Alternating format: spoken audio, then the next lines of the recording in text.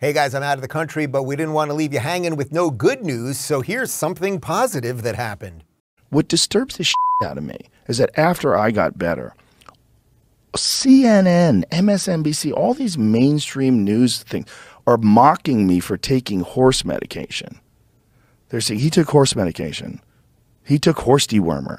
Like literally taking a drug that's on the World Health Organization's list of essential medicines. Literally taking a drug that's been prescribed billions of times. Taking a drug that was invented by the guy who won the Nobel Prize for inventing that drug. It has one of the best safety profiles of any known drug, but it's generic and it's cheap. It was real cheap. And I didn't just take that. I listed a bunch of other things I took. Z-Pak, monoclonal antibodies. I had IV vitamin infusions multiple days in a row. I got better quick. Nobody cared that I got better quick. All they cared was I didn't get vaccinated. What's the best way to shame him? Let's point to this one thing that he took and mock this person for taking this foolish medication. They even changed the color of my face on CNN. I put a video up of me saying that I had to cancel shows. Dave Chappelle and I had a big concert coming up that weekend, and I said we have to postpone it because I have COVID.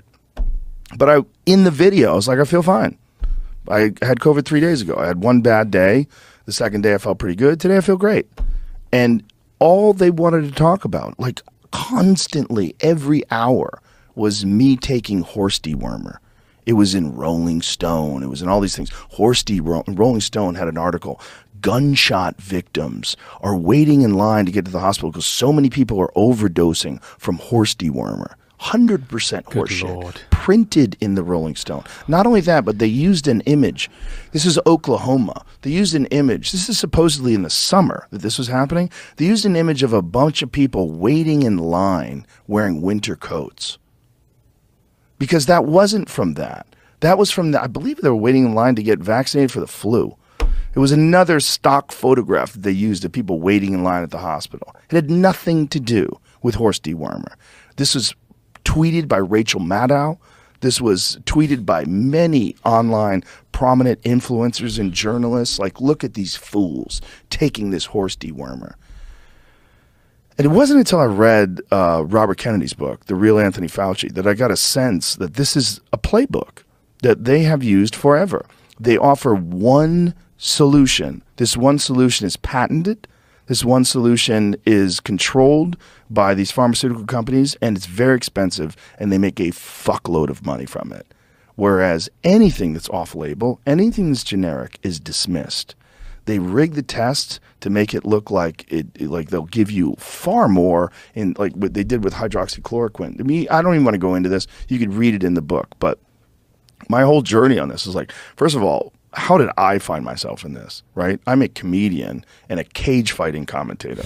How am I having these, how am I on CNN all the time? And all they're doing is mocking a medication that I took very deceptively. No, out and out lying, not just deceptively, just out and out lying, saying that I took veterinary medicine. It was so strange. It was so strange to be in the center of that. And also to be someone who got over it very quickly, where there was no discussion. There was no like, hey, Joe Rogan got over this really quickly. What is he doing differently than most people that had COVID and had terrible outcomes? There was none of that. There was no real concern. Like, hey, is he doing something that we could all do? Maybe some people like Aaron Rodgers, who is allergic to one of the key components of the mRNA vaccine. He literally is allergic to it. If he takes it, it could be bad for him. So isn't there something those people can do? There wasn't even that. It was just mockery and shame. And it was also a very distorted understanding of the actual landscape. They thought they were CNN, and CNN was huge. CNN is the news. CNN is a gigantic corporation. They have a big building, the whole deal, giant sign. They didn't understand that this podcast is 10 times larger than them. And it was exposed during that whole thing where they just made this terrible chess move. They just ran out in the middle with their king. And that's how I found myself in the middle of all this.